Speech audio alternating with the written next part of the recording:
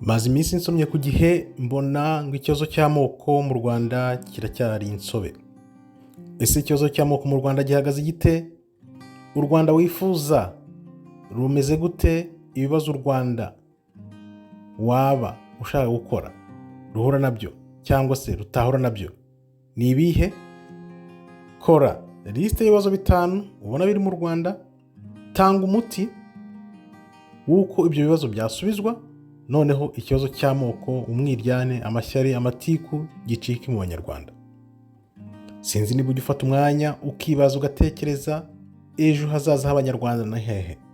Iyo urebye ibivugirwa kuri za internet, ibyo abantu bandika, abatukana, abantu iyo banditse bavuga bati mu Rwanda nta kibazo cy'amoko gihari, ubona abandi bahita bandika ngo ibyo ni ukubeshya, bagatanga ingero, bakavuga byinshi. Hari ibyo nabonye kare bavuga bati iyo urebye comments z'ukuntu abantu batukana kuri internet, ibyo basubizanya byose uhita ubona koko inzira ikiri ndende. Bakibaza ati 90 bavuga ku ijana y'ubwiyunge, umwe n'ubwiyunge iva he?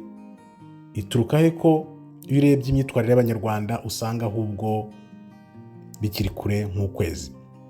Nkakubaza nti wowe muntu ugira uruhare mu gutukana, kwiba amacakubiri, ese ujya ufata umunota ukicara ugatekereza ukavuga uti ibi bintu ndimo ni ibiki?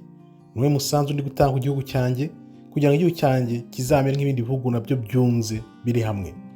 Urebye witegereje no mu Burundi naho ntabwo bagifite amacakubiri cyane nk'iwacu mu Rwanda, ariko urebye ubona u Rwanda, Abanyarwanda aricyo gihugu gifite cyangwa kikirangwa n'amacakubiri, kimeze nk'ikirimo ibice nimba nabyita 3, 4, 5, 8, 10 sinzi. Urebye ariko ubona abari hanze cyane cyane yaba bahunze 94, abo ngabo ubona ko bafite ikintu kimeze nk'u Rwanda rwabo, abandi nabo bari hanze bakamera nk'abafite u Rwanda rwabo, abari mu gihugu nabo bakamera nk'abafite u Rwanda rwabo. Ibyo bintu byose weho nk'umunyarwanda byandika aho ngaho, utwereke tudoraho ikibazo gihera, noneho turebe dushungure nk'Abanyarwanda. Kuko sinzi ko Abanyarwanda dukunda igihugu cyacu. Njya nkunda kubivuga, twaragenze tubona ibihugu, abantu ukuntu bakunda ibihugu byabo, uzareba nk'ukuntu Abanyamerika bakunda ibihugu byabo, n'ibindi bihugu ntarondora. Icyo bita gukunda igihugu ni iki? Kuri weho gukunda igihugu bivuze iki?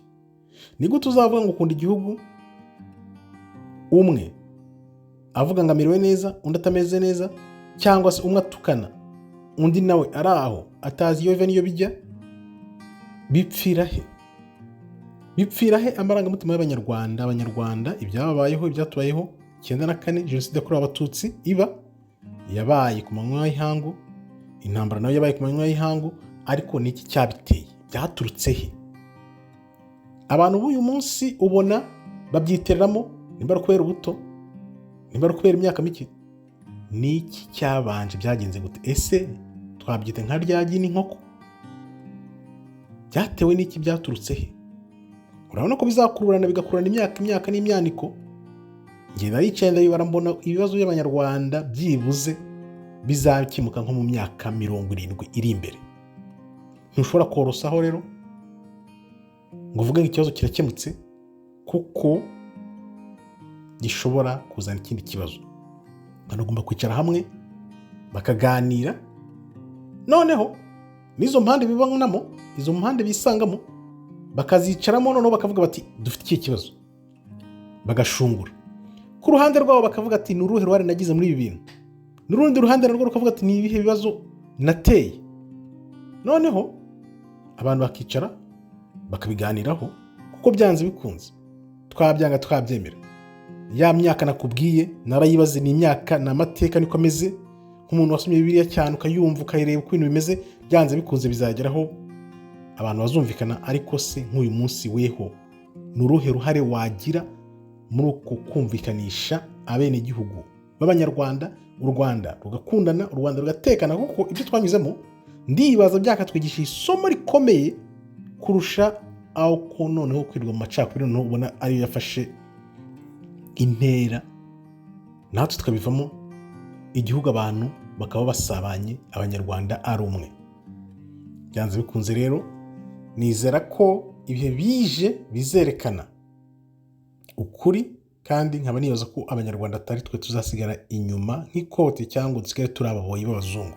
Ibyo ni ibintu muravuga, tugomba kubyiyaka rero, tukabyiyaka tureka gutukana, tureka amashyari, tureka amacakubiri, tureka iby'amoko, ukuri kukajya hanze. Kuko ibyabaye mu Rwanda cyane cyane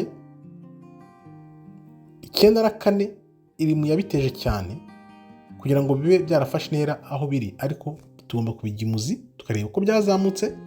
Noneho nabo uyu munsi nabo bavuka bagashaka amateka nyayo, bakiga, noneho bakareba ko ibintu byagenze. Icyo nakubwira rero, shaka Imana, ushaka ukuri, numara kumenya ukuri noneho uzashyira gukunda mugenzi wawe imbere aho kumwanga n'amashyari n'amatiku. Uko niko abantu bazabohoka. Ukuri, abantu batavugisha ukuri, ya myaka 70 izagera rukigeretse. Ngayo nguko rero, andika utubwire icyo utekereza, noneho turebe ko kuko umusanzu tutangiye gutanga wo kubaka igihugu abantu bose bazishimira uzagerwaho.